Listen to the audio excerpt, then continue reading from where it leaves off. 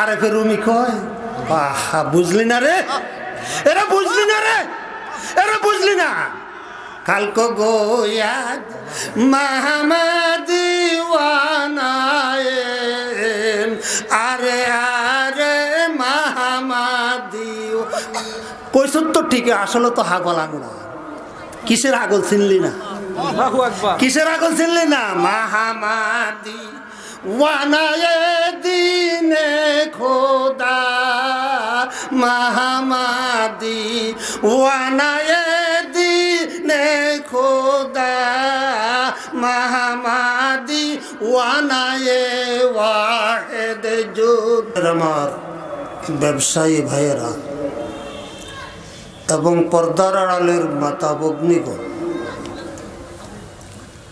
আল্লাহ পাক রব্বুল আলামিনের লাখ কোটি শুকরিয়া।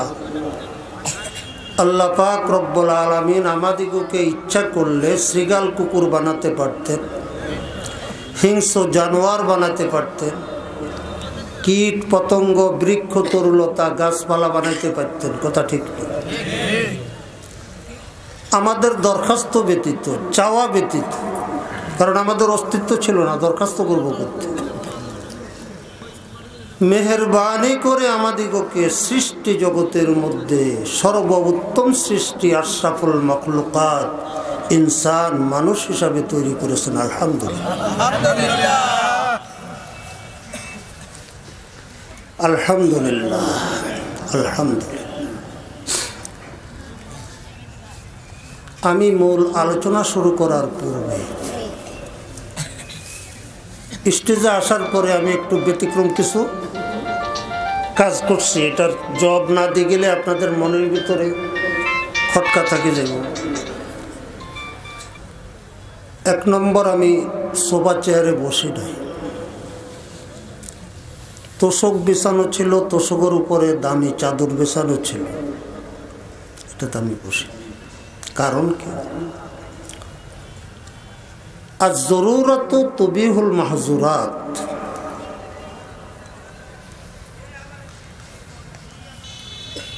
আরবি হাদিস না, এটা আরবি প্রবাদ, যে প্রয়োজনের কারণে অনেক সময় অযৌক্তিক অনিয়ম কিছু প্রয়োজনের কারণে করা যায়, সেটা কারণ। কিন্তু আরেকটা প্রবাদও আছে, আরেকটা মশালাও আছে। আজ জরুরত, এটা প্রবাদ না, এটা মশালা। আজ জরুরত ওটাও মশালারই অংশ, কাহাদের আলফাজ কাহাদের কালাম, যে আজ জরুরত তাতাকাদ্দারু বেকদ্রি জরুরা।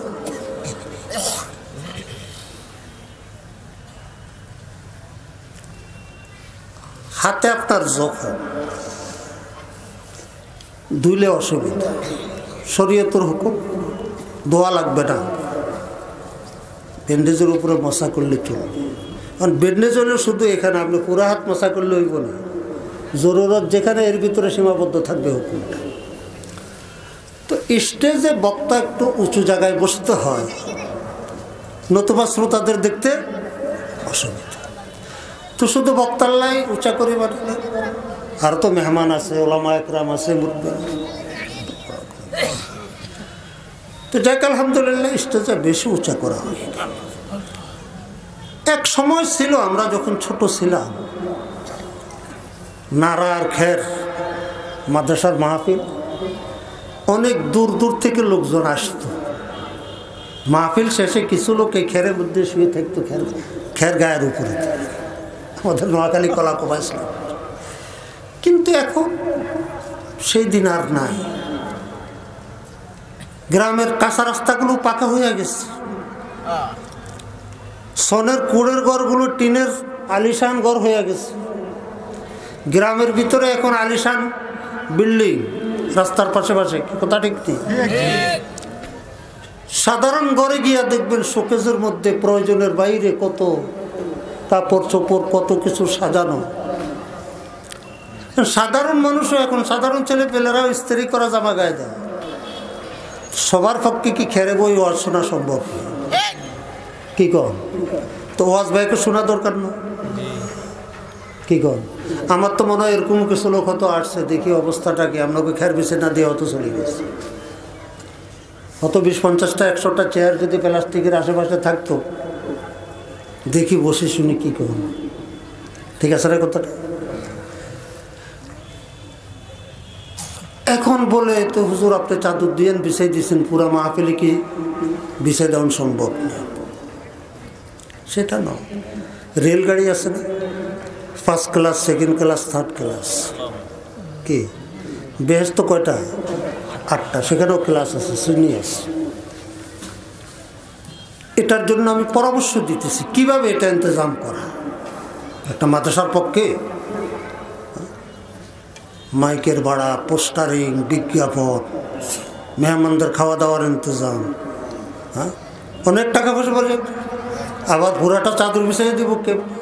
পরামর্শ দিতেছি। মাদ্রাসা মাহফিলের জন্য কালেকশন হয়, কি বলে? কালেকশন হয়।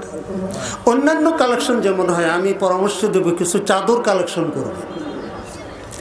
এই প্রত্যেকের ঘরে আছে, আমার মা বোনদের কাছে প্রয়োজনের বাইরে 1টা 2টা 3টা 4টা শোকেজের মধ্যে কি বাস করা আছে। মেহমান আসলে মেহমানের জন্য আছে। মাহফিল উপলক্ষে গিয়ে যদি বলেন যে আমাদের মাহফিলের জন্য 2টা চাদর আমাদেরকে হাওলাত দেন, 1টা চাদর হাওলাত দেন, আমরা 1 দিন পরে 2 দিন পরে দিয়ে যাব। আমি বললাম কেউ নিষেধ করবে না, এই জন্য যে গানের আসরের জন্য নিতেছে না। কিসের জন্য? আমার এই চাদর শুধু আমার বাড়িতে ধুলাবালি আনবে না, আল্লাহর বান্দারা এই চাদরে বসে জিকির করবে, নামাজ পড়বে, আল্লাহ পাকের রহমত নিয়ে আমার ঘরে আসবে। কি কথা ঠিক নেই? আমরা পরীক্ষা করে চাই আর কি। তো একটা অসুবিধা থেকে যায় যে আনলাম কাঠটা, দিলাম কারে, কি গো? কি কথা ঠিক না? ও মনে করেন 200 চাদর কালেকশন করলাম, ফেস লাগতো না, বুদ্ধি শিখাই দিই। শুনে মানুষ বাইলের কাম বুদ্ধি করে, তেল কিনে, হ্যাঁ তেল কিনে সালা করে, বুদ্ধি থাকলে তারপরে যারা কালেকশন করবে এগুলো বলবেন চাদরটা আনবার সময় চাদরের মধ্যে নম্বর দিব, কি এই ঘর থেকে 3 আনা আনছি, 1 2, কোনার নম্বরটা কিসের মধ্যে দিব? কোনার মধ্যে। কোনার মধ্যে শুধু চাদরের মধ্যে থাকবে শুধু নম্বর, সিগনেচার কলম আছে না, নম্বর। আর খাতা থাকবো, খাতার মধ্যে এত নম্বর, চাদরটা কার ঘরতে আনছে তার নাম, বাড়ির না চাদর। আড়াই বলি কি কর, মাহফিলটা কেমন সুন্দর হইব, বাড়া লাগবো নি, বাড়া ওর ঘুমায় ঘুমায় বসে কলে বাড়া লাগবো বলে, ঘুমায় না মানুষকে বাড়াও লাগতো না। কথা ঠিক, সুন্দর হবে না ইন্তজামটা? তাহলে আর কত লোক দেখছো নি, বক্তা হইতে পারলাম না, শোভা তো বইতে পারলাম না, চাদরেও বইতে পারলাম না, খেরের মধ্যে বই কথা শুনলাম, এই দুঃখটা শ্রোতাদের মনে কি থাকতো না? বেশ কোনটা বেশি হইত না। পরামর্শটা কি ভালো দিলাম না খারাপ দিলাম? আল্লাহ পাক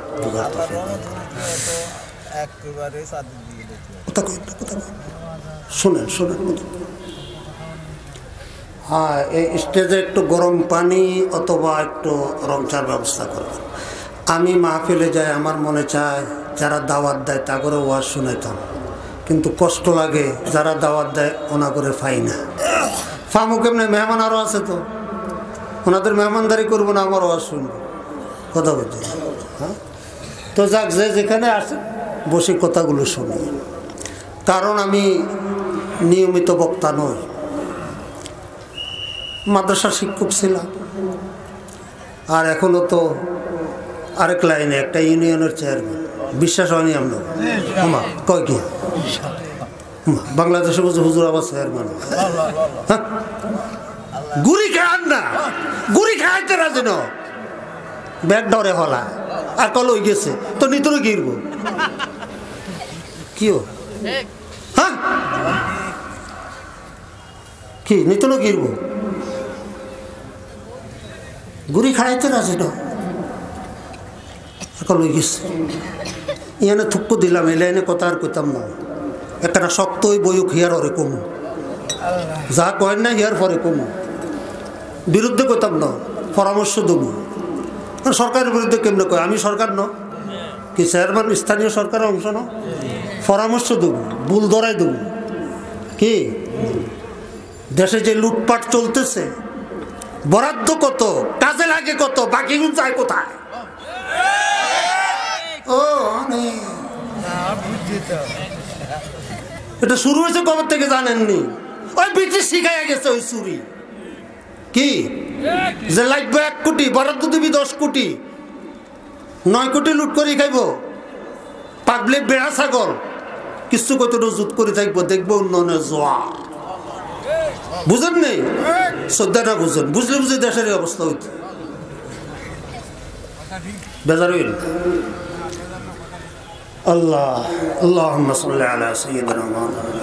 জিকির করেন লা ইলাহা ইল্লাল্লাহ, লা ইলাহা ইল্লাল্লাহ, লা ইলাহা ইল্লাল্লাহ।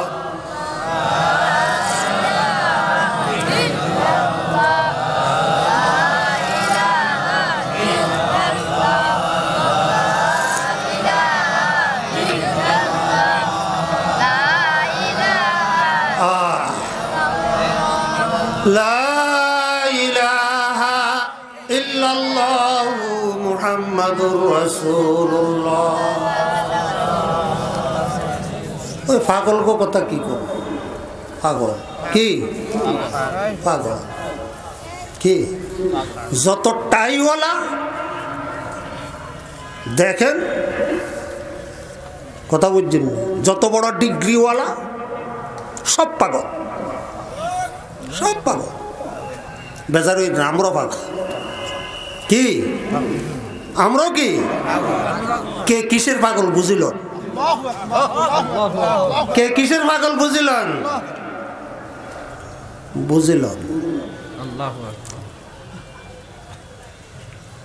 ওই অনেক আগের কথা এক বুজুর্গর মুখে শুনছি, সন্দীপের হযরত মাওলানা ওলিউল্লাহ সাহেব রহমতুল্লাহ আলাইহি, তখন আমরা ছাত্র, উনি বয়ানের মধ্যে বলছিলেন চাঁদপুর রেল স্টেশনে লোহার ওভারব্রিজ আছে না, গাড়ি আসা যাওয়া করে মানুষ সমানে কেমন নাইট বোর্ডের উপর দিয়ে,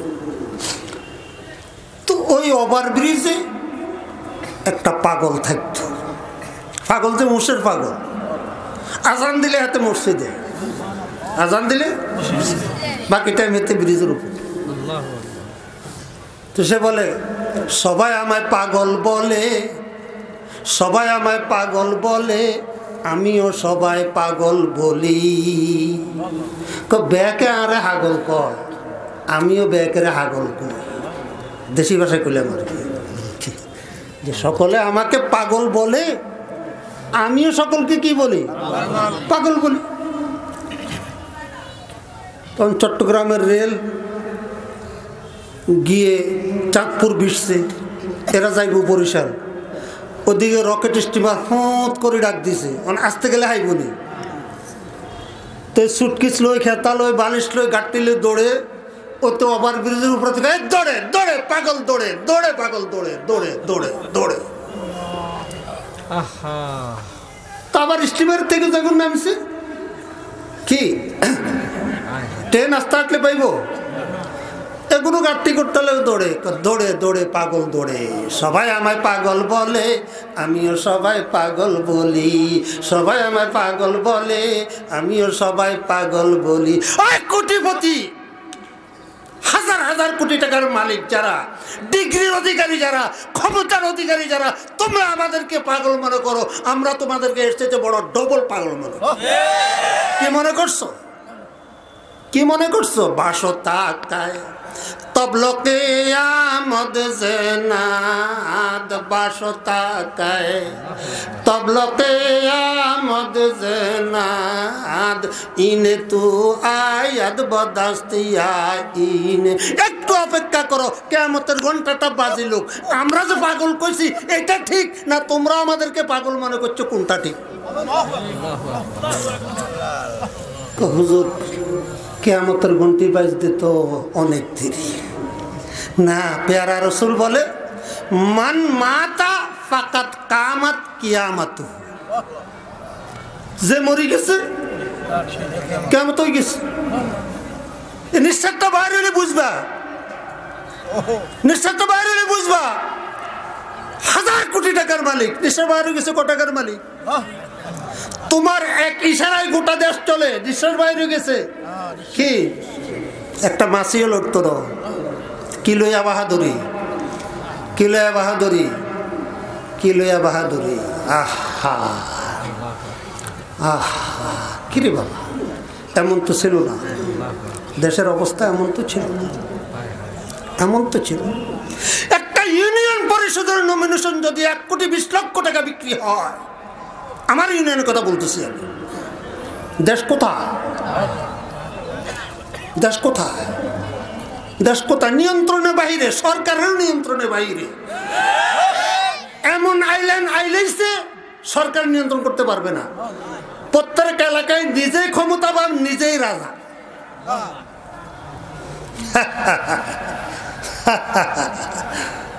যাক, ওই লাইনে আর গেলাম না। সরকার বসিল, সরকারকে পরামর্শ দেওয়ার দরকার আছে, বিরোধিতা নয়। কারণ যা করতেছে এর জন্য কোনো দল বা ব্যক্তিকে আমি দায়ী করতেছে না। ব্রিটিশ শিখাই গেছে, ব্রিটিশ আমল থেকে চলে আসতেছে, ব্রিটিশ আমল থেকে চলে আসতেছে। কি হাদিস শরীফে বর্ণিত আছে, কিয়ামতের আলামত, কিয়ামতের আলামত, ইজাত তুখিজাল ফাইউ দুয়ালা, ইজাত তুখিজাল ফাইউ দুয়ালা ফান্তাজের ইচ্ছা। সরকারি সম্পদকে নিজের বাবার তালুক মনে করবে, তখন কিয়ামতের জন্য অপেক্ষা করো। কি কিরে বাবা, বরাদ্দ কত, কাজে লাগলো কত, গেল কই? এখন তো সচক্ষে দেখা, কারণ আমি নিজে চেয়ারম্যান। টিআর সাধারণ, টিআর স্পেশাল, কাবিকা সাধারণ, কাবিকা স্পেশাল।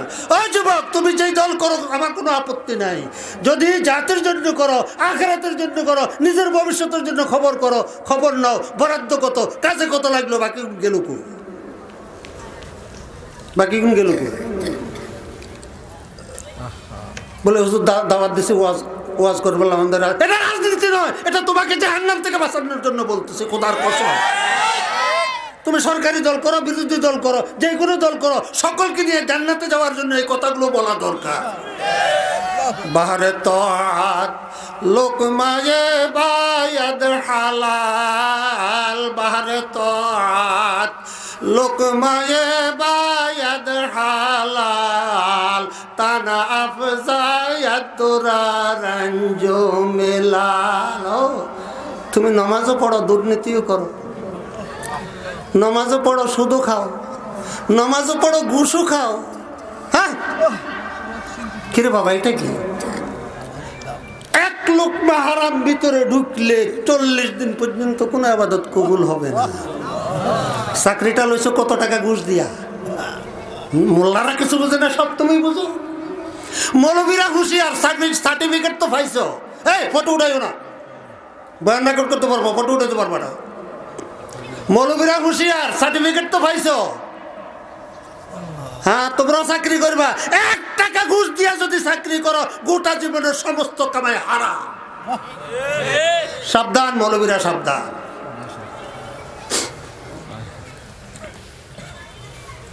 বাবা, ঘুষ দেওয়া, ঘুষ খাওয়া কত বড় গুনাহ, কত বড় গুনাহ। কোন দিকে, কোন লাইনে কি ওয়াজ করতাম? সালুন একখান যদি দেয় ছিদ্র বন্ধ করবেন, লাগে কোকা বন্ধ করবেন, কোকা থইবেন, ওয়াজ কোন দিকে করতাম? ওয়াজ কোন দিকে করতাম? কিরে বাবা, হ্যাঁ বেহেশত আর দোজখের ওয়াজ, কোরআন ভরা, হাদিস ভরা। কোন মুসলমান না জানে এই কথা? আল্লাহর হুকুম মানলে বেহেশত যাইব, না মানলে দোজখে যাইব। কি এই ওয়াজ কোন মুসলমান না জানে? কর জানেনি, মানে না। কেন মানে না? আরে আমরা নগদে বিশ্বাসী, বাকিতে বিশ্বাসী না। কি লাভের বেলায়ও নগদে বিশ্বাসী, লসের বেলাও কি নগদে বিশ্বাসী, বাকিতে।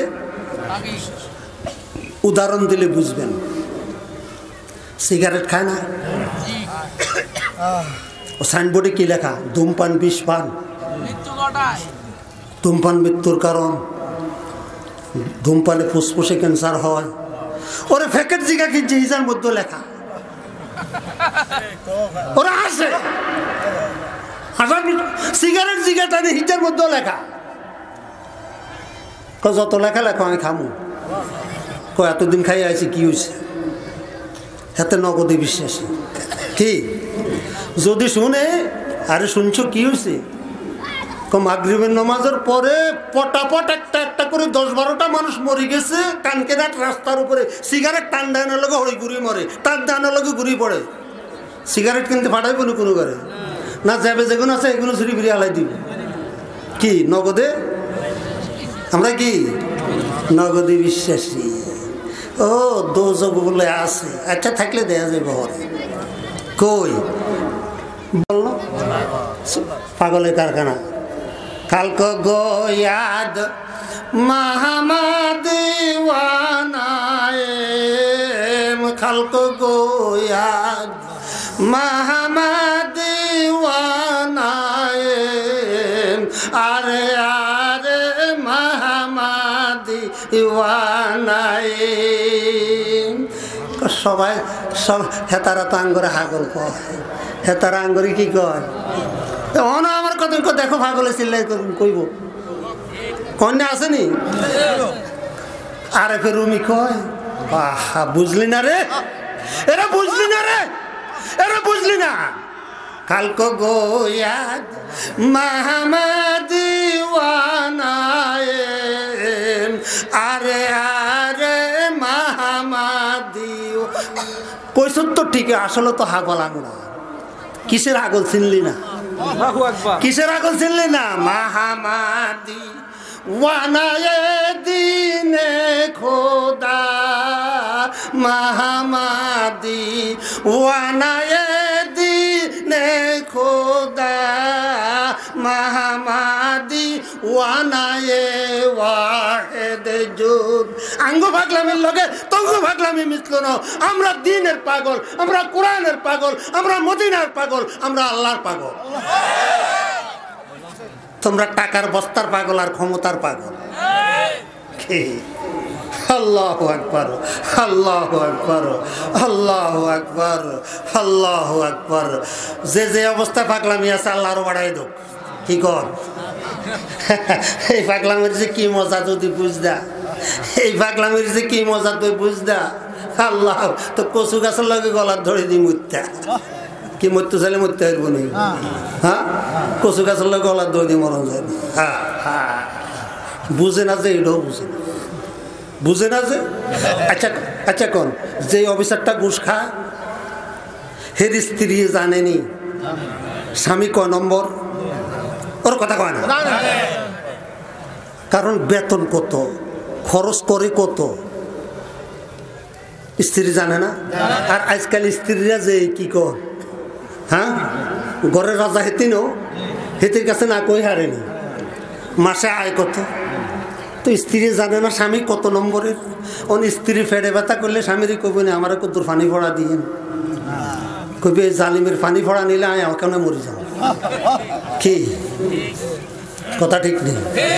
আচ্ছা ও তুমি অফিসার মাসে 2 লাখ 5 লাখ 7 লাখ 10 লাখ 20 লাখ কোটি টাকা কামাই করো, তুমি যে ঘুষ খাও দুর্নীতি কত তোমার ছেলে জানেনি, কি কোন জানেনি। ছেলে খুশি বাবা যা কামাই করুক, কদিন হারে মরে গেলে তো একদিন আমার লাই, কিন্তু ছেলের অন্তরে তোমার ব্যাপারে ভক্তি শ্রদ্ধা আসেনি, আসেনি এক জাররা পরিমাণও নাই। তুমি যে কত নম্বরের বাটপার তোমার ছেলে বালা করে জানে। কি ছেলে পরীক্ষা দিবার সময় আব্বা দোয়া করি, মুখে কয়, মনে কয় এই জালিমে দোয়া করলে আমি ফেল করব। কি কথা ঠিক নেই, এই জালিমে দোয়া করলে বুঝেননি, কিছু বুঝেননি গো। আল্লাহ বুঝার তৌফিক দান। হায় হায় হায় হায় হায় হায় হায়, ইয়াল্লাই কই পাগল, বুঝিও বুঝে না, বুঝিও বুঝে না, বুঝিও বুঝে না, বুঝিও বুঝে না। শান্তি আসেনি, শান্তি আসেনি। সাধারণ একটা রিক্সাওয়ালার ঘরে যে অভাব, জিগা মাসে কোটি টাকা কামাই করে, হিজার অভাব আরো বেশি। কম অমুক এতশো কোটি টাকা ঋণ খেলাপি, কিরে বাবা কত অভাব তোর, তুই এত ঋণ অর্থ কি করস না, কোন দুঃখে পড়ি তুই এত খরচ হয়েছ? কি ব্যাপারটা কি তো? হায় হায়, কি করতাম, কোন দিকে যাইতাম? আল্লাহ বুঝার তৌফিক দান। ঘুষ ঘুষ ঘুষ। এক দেড়হাম কোম্পানি টাকা আছে না, 1 তোলার উপর 4 ভাগের 1 ভাগ, 4 আনা, এর যে দাম। বর্তমান বড়ি কত আমার জানা নাই, যদি 1600 টাকা হয় তাহলে 400 টাকা, 1200 টাকা হলে 300 টাকা। এই 300 বা 400 টাকা পরিমাণ ঘুষ খাওয়া কত বড় গুনাহ! আপন মা কে, আপন মায়ের সাথে 36 বার জিনা ব্যভিচার করার যেই গুনাহ। ওয়াজেন কার এ কথা যে কইলাম, ইয়ান তাবলীগ ন, বাল্লেগু আননি, পেয়ারা রাসূলুল্লাহ আমার পক্ষ থেকে বাল্লেগু আননি, একটি কথা হলো উম্মতের কাছে পৌঁছা। ও তাবলীগ বুঝে কথা সওয়ান বুঝে না, তা বুঝে না, শ্রদ্ধা নাও বুঝে না। গাছের ডাইলের গাছ করবেন না ডাইল করবেন কি? 6 নম্বর প্রাথমিক চিকিৎসা, ডায়রিয়ার স্যালাইন চিকিৎসা, পূর্ণ চিকিৎসা নয়। ইয়া আইয়ুহার রাসূলু বাল্লিগ মা উনজিলা ইলাইক। এই কোরআন শোনো, বসো। কোরআন কি মুখ বানাই কয় নাকি? ইয়া আইয়ুহার রাসূলু বাল্লিগ মা উনজিলা ইলাইক। কি কয় আল্লাহ? কি কয়? ও আমার রাসূল, বাল্লিগ বাবে তাফসীলে সিগা, তাবলীগ করো, মা উনজিলা ইলাইক, পুরা কোরআন, পুরা দ্বীনের। এটা কি আওয়ামের পক্ষে সম্ভব? এটা কার পক্ষে সম্ভব? তা আলেমরা তাবলীগ করে না? এই যে মোল্লা মুস্তাকুর নবী সাহেব মাগরিবের পরে ইয়া আইয়ুহাল্লাযীনা আমানু যকুরুল্লাহা যিকরান কাসীরার উপরে বয়ান করলেন, কি আল্লাহর কোরআন আপনাদের কাছে পৌঁছায় না? এটা তাবলীগ না? কি কও? বাল্লিগু আন্নি, পেয়ারা রাসূল মানে আমার পক্ষ থেকে পৌঁছাও। কার পক্ষ থেকে? বাল্লিগু আন্নি, আনির কাল আনিন নিজামউদ্দিন নয়, বাল্লিগু আন্নি, পৌঁছাতে হবে কার থেকে? পেয়ারা রাসূল থেকে। এটা আলেম সালাউন্নদের পক্ষে সম্ভব নয়। বাকি 6 উসুলের মাধ্যমে যে তাবলীগের উসিলা যে কাজ হয়েছে, লক্ষ লক্ষ বেনামাজি হয়েছে, কি লক্ষ লক্ষ ইংরেজি শিক্ষিত লোক দিনদার হয়েছে, গির্জা মসজিদে রূপান্তরিত হয়েছে। কি কথা ঠিক না? অনেক খ্রিস্টান মুসলমান হয়েছে। কি 10 কান আপনার ফক্তি করলাম, তারিফ করলাম, 1 কান দরাই দিলাম, ইয়ান মানতেন না? কি কথা বল না? কিন্তু এটা আংশিক, দিনের আংশিক কাজ। পূর্ণ কাজ আল উলামাউ ওয়ারাসাতুল আম্বিয়া, এরা করবে। কোন ভেজাল লাগছে? আমরা তো বিনা পয়সায় করি। কি নিজের জান নিজের, আমরা তো নিজের জান। ওমা হুজুরা মাদ্রাসা পড়ে টাকা নেয়, মসজিদে নামাজ পড়ে টাকা নেয়, বক্তারা ওয়াজ করে হাদিয়া লই যায়। কি এটা দিন নয়, এটা উম্মতের জেহেনে বসে গেছে। মুখে বলা হয় না, উম্মতের জেহেনে বসে গেছে। এর বিপরীত একটা কথা বলার কারণে, কি কথা বুঝলেন ভালো করে? রোগ যেটা, এটা চিকিৎসা করতে হইব, খালি ওয়াজ করলেও তো না। কি সেটা? কি সেটা হলো দ্বীনি খেদমতের ওসুল, নিজের জান নিজের মা। বাবা কোথায় পাইছ? কোরআন। কি মা আসআলুকুম আলাইহি মিন আজর ইন আজরিয়া ইল্লা আলাল্লাহ। এটা তো পয়গাম্বরের কথা, নিজে বলতেছেন, এটা তো আল্লাহ পাকের হুকুম নয়। কি উত্তম? এটা কি উত্তম?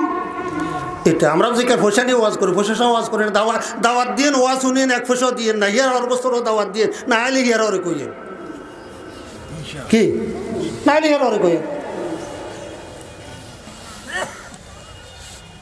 উসুল কোনটা? উসুল হলো উলামায়ে কেরামের দৃষ্টি আকর্ষণ করতেছি, আলাইকুম বিসুন্নতি ওয়া সুন্নাতিল খুলাফাইর রাশিদিন আল মাহদিয়্যিন। এটা হলো সুন্নত, এটা হলো দ্বীনি খেদমতের সুন্নত তরিকা। হে আমার উম্মতগণ, তুমি কোরআনের একটা আয়াত লই দৌড়িও না। আমি কিভাবে খেদমত করেছি আমার 23 বছর জিন্দেগি দেখো। আলাইকুম বিসুন্নতি, আমার খোলাফায়ে রাশিদিন, খোলাফায়ে রাশিদিন কিভাবে দ্বীনে খেদমত করছে এটা দেখো। কি হুজুর সাল্লাল্লাহু আলাইহি সাল্লামের সংসার কিভাবে চলছে, আম্মা জান খাদিজাতুল কুবরা রাদিয়াল্লাহু তাআলা আনহা মালদার ছিলেন। খাদিজাতুল কুবরা রাদিয়াল্লাহু তাআলা আনহার সম্পূর্ণ সম্পদ হুজুর সাল্লাল্লাহু আলাইহি সাল্লামের জন্য ওয়াকফ ছিল। আসমান থেকে আল্লাহ পাক মান্না সালওয়া পাঠান নাই। কি কথা ঠিক নেই? এরপরে সাহাবা একরাম হুজুর সাল্লাল্লাহু আলাইহি সাল্লামকে জানের চাইতে বেশি মহব্বত করতেন। কি ব্যাগ নিজেরা খাইতেন, হাদিয়া দিতেন না? হাদিয়া কবুল করা সুন্নাত। কি কথা ঠিক নেই? হুজুর সাল্লাল্লাহু আলাইহি সাল্লামের মাদানী জিন্দেগিতে জিহাদ, কি জিহাদের মধ্যে যে মাল আসতো মালে গনিমত, আল্লাহ পাক এই মালের মধ্যে ভাগ বসাই দিছে ফালিল্লাহি ওয়া লিরাসূলি। কি খুমুস, 5 ভাগের 1 ভাগ। সন্দেহ থাকতে পারে, হেতা করে মারলাম ফিডাইলাম আবার হেতা করে মালও লই যাইলাম, এটা জানি কেমন হলো। আল্লাহ কইয়ে না আমারও ভাগ আছে। কি কন? ফালিল্লাহি ওয়া লিরাসূলি, আমার আর আমার রাসূলের 1 ভাগ। তাহলে সাহাবা একরাম আর সন্দেহ থাকতো না। কি কন? এখন কাফের গাফরমান সম্পদ দিছি আমি আর আমার বিরুদ্ধে করে, যা পাইছো 5 ভাগের 1 ভাগ আমার আর আমার রাসূলের। বাকিগুলো যারা ই করছো, সেখানে যারা ঘোড়া লই গেছে হেতাকে ডবল, যারা ঘোড়া ছাড়া গেছে হেতাকে অর্ধেক। হুজুর সাল্লাল্লাহু আলাইহি সাল্লামের জমানা গনিমতের মাল কোনো সময় হুজুর সাল্লাল্লাহু আলাইহি সাল্লামের কাছে এই পরিমাণ আসছে। একজন নতুন মুসলমান আসছে মক্কা থেকে, তারে 1 পাল 1 বাতান দিয়ে দিছে।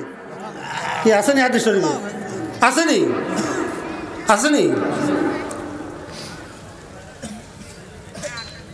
তাহলে সাহাবা একরাম জিহাদ করছেন, জিহাদের থেকে আসার পরে গনিমতের হিস্সা পাইছেন। কি সাইয়্যিদানা হযরত ওমর আবু বকর সিদ্দিক রাদিয়াল্লাহু তাআলা আনহু উম্মতের মধ্যে সর্বশ্রেষ্ঠ ব্যক্তি। কি উম্মতের মধ্যে? সমস্ত উম্মতের আমল 1 পাল্লায়, সিদ্দিক আকবরের আমল 1 পাল্লায়। কাটতে পারি হইব? সিদ্দিক আকবর রাদিয়াল্লাহু তাআলা আনহুকে যখন খলিফাতুল মুসলিমিন নিযুক্ত হলেন, হযরত ওমর কয় আপনি আর এখন ব্যবসা করতে পারতেন না, কাপড়ের ব্যবসা বাদ দেন। আপনার পুরা সময় উম্মতের জন্য দিতে হইব। সংসার কেমনে চলবো? তাওয়াক্কুল কোথায় পাইছ? খোলা ভাইরা আসেন না, বউ বাচ্চারে থুই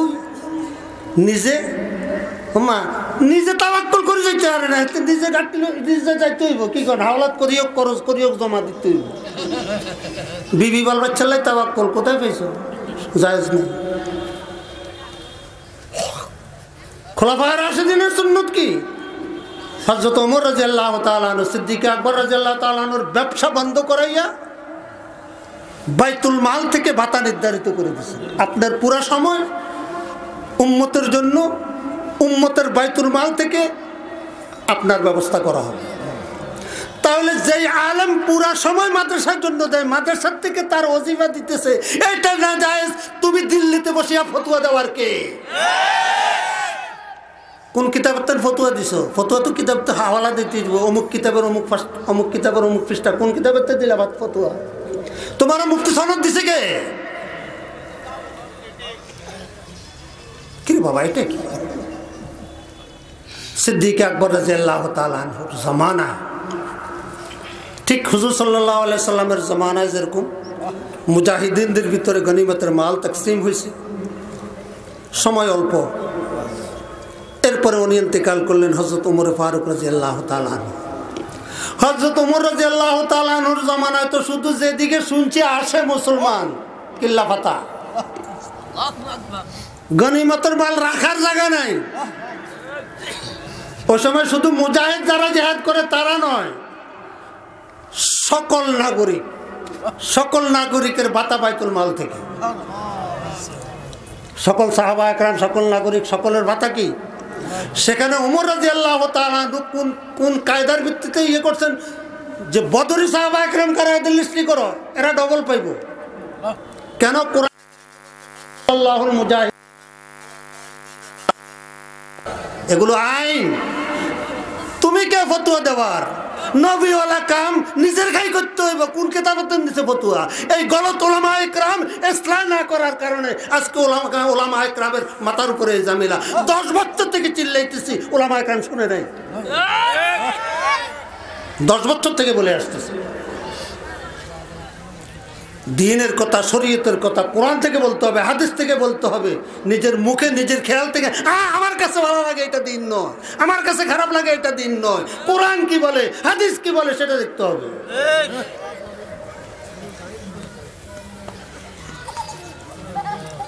হযরত ওমর রাদিয়াল্লাহু তাআলা আনহুর জামানাত সকল নাগরিকের ভাতা বাইতুল মাল থেকে, সকল নাগরিক দ্বীনের খেদমত করবে, যেদিকে হুকুম সেদিকে যাবে। ফি সাবিলিল্লাহ, ফি সাবিলিল্লাহ, ফি সাবিলিল্লাহ অর্থ জিহাদ। কি জিহাদ? হ্যাঁ, এখন এই জমানায় জিহাদ নাই, সুতরাং মাদ্রাসায় পড়ানো জিহাদ। কি দ্বীনের যতগুলো কাজ আছে প্রত্যেকটাই জিহাদের কি অংশ। সুতরাং ওই জিহাদে খরচ করলে যে সব এখানে সে সব। বাবা তুমি চাকরি করো, বেতন পাও, 3 চিল্লা লাগাই তবলিগওয়ালা হয়ে গেছো, একজন মৌলবীর তবলিগওয়ালা হইতে হলে 1 বছর লাগে। এই ওয়াসুল কোত্থেকে আসলো? সনদ দেখাও কোরআন ও হাদিসের, পরে কথা বলবো। ওলামা একরামের কাছে জিজ্ঞাসা, তাবলিগ বাঁচাইতে গেছেন, তাবলিগ বাঁচাইতে যাই এতগুলো ছাত্র, তারপর পাও ভাঙলো, এতগুলো ছাত্র গেলো, তাবলিগ আজকে বাঁচাইতে যান কেন? 10 বছর আগে কোথায় ছিলেন? যখন থেকে এই অসুবিধা শুরু হয়ে গেছে, হাজারো আলেম সাল লাগানো ওয়ালা একজনকে আমির বানায় না, একটা ইউনিয়নের আমির নাই আলেম, সব তারা। কি ক্যান্সার আরম্ভ হয়েছে কবে থেকে? এখন অপারেশন করলে হইব? এখন তো সব শেষ, এখন তো সব শেষ। কিরে বাবা, হায় হায় হায়, এদিকে আমার সময় কতক্ষণ করলেন না তো? ওলামা একরাম তো আছে, পরে কতক্ষণ আমি সিলিবাকান ধরে দিব, আমার আসল কথা থাকে দিব। যাক, এ পর্যন্ত বললাম। আমি যা বলছি দলিলের ভিত্তিতে বলতেছি। সমালোচনা যদি কেউ দলিল ছাড়া করেন, আল্লাহ পাক রব্বুল আলামিনের দরবারে জবাব দিতে হবে। আমি তবলিগের বিরুদ্ধে বলি না, আমি তবলিগের বাচ্চা, আমি তবলিগওয়ালা, আমি চিল্লা লাগাইছি, আমার আব্বা জীবন চিল্লা লাগাইছি। মার থেকে মাসির দরদ বেশি, মার থেকে মাসির দরদ বেশি। আমি মূল অসুলের উপরে আমার আপত্তি।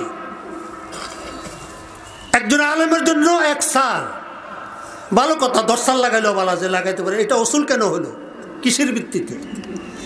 কফি সাহেবের আগে কইছিল 7 চিল্লা, আর কফি সাহেবের 14 চিল্লা। কই যে এমন হসা হচ্ছে, 14 চিল্লা না দিলে ঠিক হতো। কিরে বাবা, এটা কি? ওগুন তো এমনি একত নাসুন্না বুড়ি আরো বেশি কি ডোলের বাড়ি।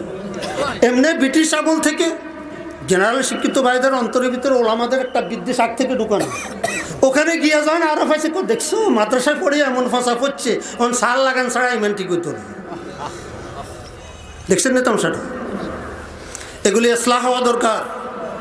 দ্বীনি খেদমতের উসুল কি? কি বিনিময় নেওয়াটা কি জায়েজ না? না জায়েজ? হ্যাঁ, আমি তো দলিল দিয়ে কথা বলছি। হ্যাঁ, বাকি কথা হলো, হ্যাঁ আমার মতো বক্তা, কোনো বক্তা যদি কয় বলে 10,000 দেওয়া লাগবো, অগ্রিম 5,000 বাকা 5,000, ওই বক্তারা ঠুন্ডাই সাথে হিডেন, হ্যাঁ কাছে দিয়েও যায় না। কি কর আর কেমন কথা? বক্তা করে পরীক্ষা করবেন, টাকা কম দিয়ে চাইবেন না দিয়ে চাইবেন, মানব খেতে টিপ দিচ্ছেন বাতি দেয়, বক্তার টিপি চাইতেন না। এক জমানা ছিল ওয়াজ করে টাকা নিল, ওয়াজ করে টাকা নিতাম না। পরে দেখলেন জিকির করেন লা ইলাহা ইল্লাল্লাহ। কত দরকারি নি না বেদরকারি, কত দরকারি না বেদরকারি, এগুলো দরকার। আজকে উম্মত বিরাট বড় দাঁতার ভিতরে আছে, কোন দিকে যাইব? লা ইলাহা ইল্লাল্লাহ, লা ইলাহা ইল্লাল্লাহ, লা ইলাহা ইল্লাল্লাহ। শুনেন, এক জমানা ছিল ওয়াজ করে টাকা নিতাম। হাদিস শরীফে আছে, প্যারা রাসূল বলেন, মান কানা ফি কলবিহি মিসকালা খারদালিন মিন কিবরিন লা ইয়াদখুলুল জান্নাহ।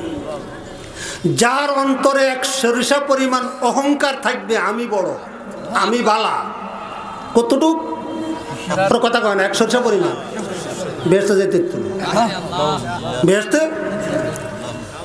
আচ্ছা, এখন আমি পয়সা ছাড়া ওয়াজ করলে আপনারা ব্যাকে কইবেন ইয়া আমার নফসা আমার কইব কি বক্তা থাকলে তো তুই আস গুতাই তো নই যা ইন্নার নফসাল আম্মারা তুমি বিশ্ব তো বেসতে যাইতে পারো অহংকার আয়তো না। আচ্ছা আমি শেষ করে দিচ্ছি, জি শেষ করে দিচ্ছি। জি জি আরেকটা অসুবিধা হলো কি, আমার হাতে অস্ত্র উঠাইয়া দিলাম যে হুজুর থাকলে আমগু হুজুরে আছে, আর ব্যাগ 2 নম্বর ব্যাগে টাকা নেয়, আমগু হুজুরে নেয় না, কি কথা ঠিক নেই। আমার হাতে একটা অস্ত্র উঠাইয়া দিলাম। টাকা নিলে একটা অসুবিধা, সব কেমনে আশা করুন আজহাবতুম তাইয়্যিবাতুকুম ফি হায়াতিকুম আদ-দুনিয়া। তবে হ্যাঁ কেউ না দিলে বেশি খুশি, দিলে কোনখান থেকে কেমনে দিছে জানি না। একটা ভয় অন্তরে থাকে, মিন আইনা ইকতাসাবা ওয়া ফিমা আনফাকা। কিয়ামতের ময়দানে 2টা প্রশ্নের সম্মুখীন হমু, লইছো কিভাবে, খরচ করছো কিভাবে। কথা বুঝে আসছে না? তো সুতরাং দিনই খেদমত উজরত ছাড়া একথা ভিত্তিহীন, একথা ভিত্তিহীন। হ্যাঁ যে করতে পারে ভালো মুস্তাহাব, আম্বিয়া আলাইহিস সালাম করেছেন, এটা আম্বিয়া আলাইহিস সালামের মাকাম। কিন্তু খেদমত করে তার বিনিময়ে সোয়াল ব্যতীত যদি কিছু আসে এটা জায়েজ। সুতরাং উলামা একরাম এর প্রতি আস্থা রাখবেন। তাবলীগ যারা করবেন উলামা একরামের কিয়াদতে করবেন। কোনো জামাত যদি দিকে আসে জিজ্ঞাসা করবেন আমির কি আলেম না গায়রে আলেম। যদি বলে যে আলেম কাজ করতে দিবেন, যদি বলেন যে গায়রে আলেম, গায়রে আলেমের জন্য তাবলীগের আমি জামাতের আমির হওয়া জায়েজ নাই, ফতোয়া আমি দিলাম। কারণ বাল্লিগু আন্নি, তাবলীগ হবে রাসূলের পক্ষ থেকে, নিজের পক্ষ থেকে নয়, মুরব্বিদের পক্ষ থেকে নয়, কাকালের পক্ষ থেকে নয়, নিজামুদ্দিনের পক্ষ থেকে নয়, সাদের পক্ষ থেকে নয়। বাল্লিগু আন্নি ইয়া আইয়ুহার রাসূল বাল্লিগ মা উনজিলা ইলাইক। তাবলীগ হবে পুরা দ্বীনের, পুরা কোরআনের, যেটা আলেম ছাড়া আর কারো পক্ষে সম্ভব নয়। আমি আল্লাহ পাক রব্বুল আলামিনের মহব্বত মারফত সম্পর্কে আলোচনা করার জন্য আয়াত তেলাওয়াত করেছি। আল্লাহ পাক যদি হায়াতে বাঁচায় রাখে, সুযোগ হয় অন্য সময়, জরুরত হিসাবে এই কথাগুলো বললাম। আমি যা বলেছি দলিলের ভিত্তিতে, সমালোচনা করলে ইনদাল্লাহ জবাবদেহি করতে হবে।